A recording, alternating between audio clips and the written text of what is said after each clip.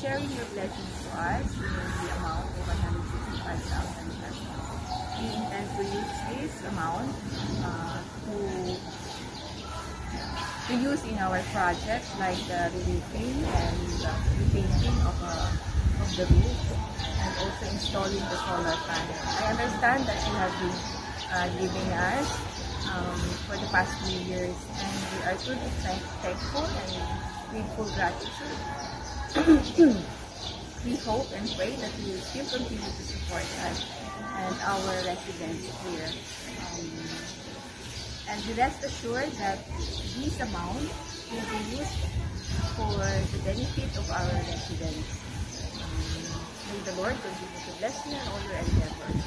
God bless you.